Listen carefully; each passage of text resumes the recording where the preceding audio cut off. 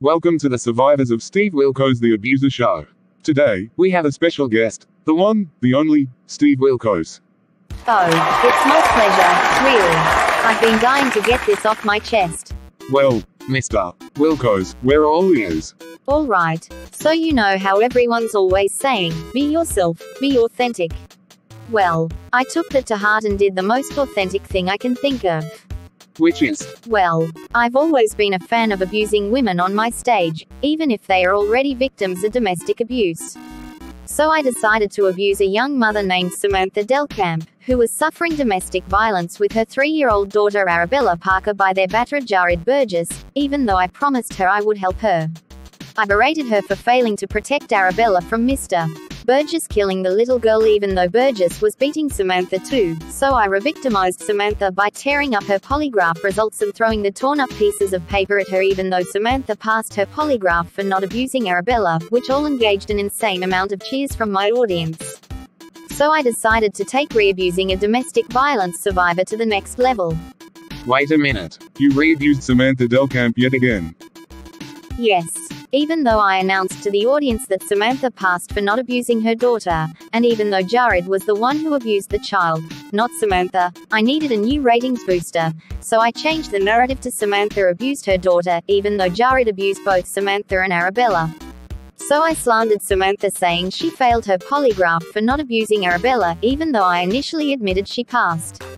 And I did a major justice for Arabella by further humiliating her mother to expose Samantha and other battered mothers who are too chicken shit to fight their abusers off their children or to just up and leave like they are supposed to.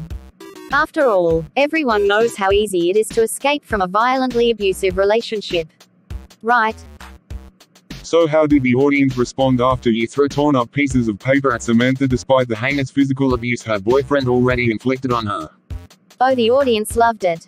And they roared with applause when I lied that Samantha failed her lie detector even though I originally said she passed because I happily announced that Samantha, a domestic violence survivor, will be rotting in prison for the next 12 to 25 years because it was in honor of Arabella who Samantha failed, and in honor of other innocent children who die because their coward mothers failed to protect them from their abusive partners.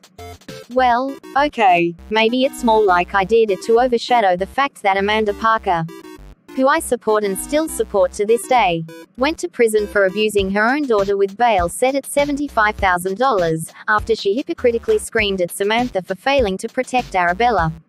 But still I felt like a hero, and everyone else thinks I'm a hero, for seeing me re-traumatize a domestic abuse victim, who by the way is still submitting appeals against her sentencing because she was suffering from battered woman's syndrome and never given a fair assessment by an expert, which in turn makes my audience feel better about their own lives, or lack of. And at the end of the day money and clout is all that matters. Well, I don't think that is quite what they mean by be yourself, but it certainly is unique. And I can't wait to tell you about my next latest escapade, where I re-uploaded an episode about a guest who called me out for admitting that I beat a polygraph when I was in high school. Yes, I noticed that you reposted that episode after you took it down because the guest was exposing you for your hypocrisy, but then you edited out the part where the guest called you a pedophile. Yes, it is possible I did that because I have been drinking again.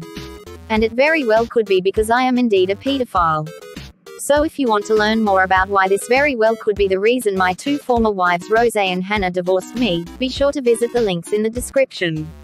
Thank you, Steve. And you will also find links to the videos about how Steve and his racist polygrapher Dan Rybakoff caused an innocent woman named Anka Pennington to attempt suicide. And here is the best part. You will learn about how I still hire the Rybakoffs to perform the polygraphs on my show even though I know they are undergoing a lawsuit for encouraging their employees at their firm to assault a woman named Suzanne Goldsmith, so apparently I am friends with accomplices to rape as well.